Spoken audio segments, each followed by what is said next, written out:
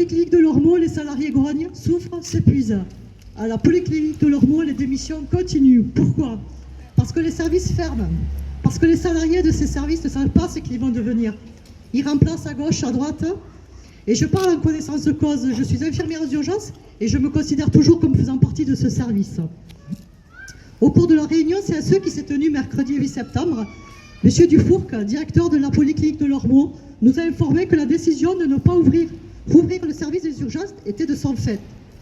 Il n'a pas été en mesure également de nous apporter un calendrier clair sur la réouverture de ce service et des autres lits, principalement en médecine, oncologie, unité territoriale de soins palliatifs, pneumologie, mais également en chirurgie. Le triste constat est que chaque mois, nous subissons de nouvelles démissions. Cette situation va s'aggraver du fait de l'obligation vaccinale. Le triste constat, c'est que le manque de reconnaissance de la direction ne concède rien pour améliorer les conditions de travail et de salaire et conduit à la fuite du personnel et à un taux d'absentéisme et d'accidents de travail inexcusable. Rien à attendre des employeurs de la santé privée. La CFDT a signé seul l'accord du Ségur de 15 € par mois de plus pour les aides-soignants, 40 € pour les infirmiers et rien pour les autres.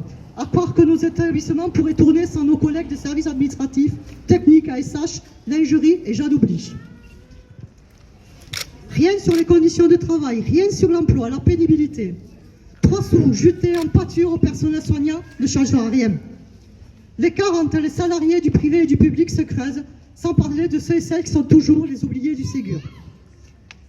Les urgences de la Polyclinique et l'ensemble des lits et services doivent rester ouverts.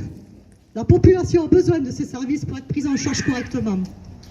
Nous attendons des réponses rapides de l'ARS et de notre direction qui garantissent le maintien de l'ensemble des lits et des services à effectif complet, sans aucune perte d'emploi et en respectant les droits des salariés. Dans notre établissement, nous portons les revendications suivantes. La réouverture de l'ensemble des lits et services, y compris le service des urgences.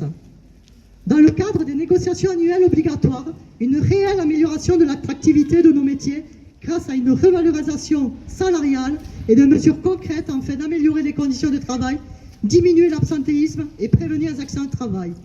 Et enfin, le respect des droits des salariés. Nous soutenons l'ensemble des revendications portées par l'USD. Ne lâchons rien et soyons au rendez-vous à chaque initiative et action décidée par notre organisation et tous ensemble le 5 octobre pour la journée nationale interprofessionnelle pour nos salaires, nos emplois, nos conditions de travail. Tous ensemble. Tous ensemble.